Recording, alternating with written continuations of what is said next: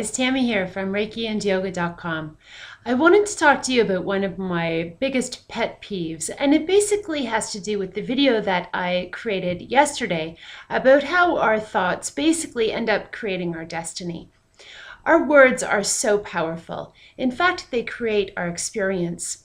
I have one student who says all the time, "What's wrong with me?" And I keep telling her, explaining, you know what, don't ask that question because the universe will just give you all of the reasons of it, what is wrong with you. Rather ask, what's right with me, and get those responses.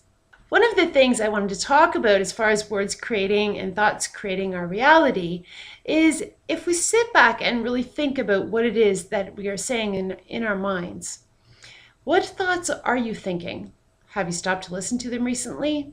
Are you being mean to yourself, or are you actually being quite nice to you? Years ago, I remember someone saying that to me, "Stop being mean to yourself." And I thought, I'm not being mean to myself. In fact, I was quite offended by what she was saying to me. However, since then I've realized that no, she was right. I was being mean.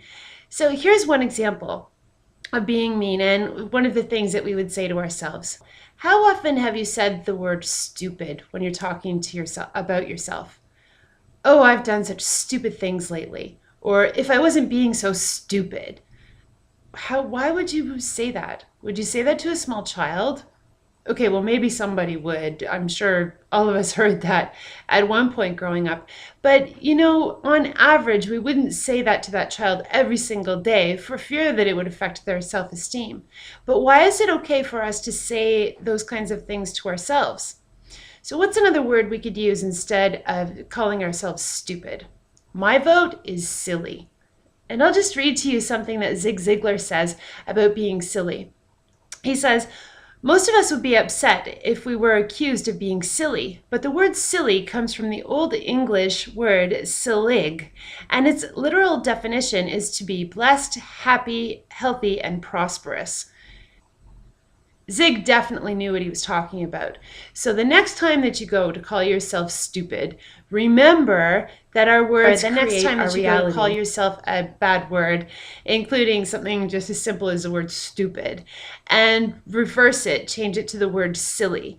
Stop being so silly, because actually then you're complimenting yourself as opposed to using the negative terminology. As our thoughts do create our reality, so do our words create our reality. So just be mindful of what you say. Sometimes it takes a little bit of work. We have to be really aware of what it is that is coming out of our mouths. So think before you speak and create the life of your dreams. Have a great week. We'll talk to you soon.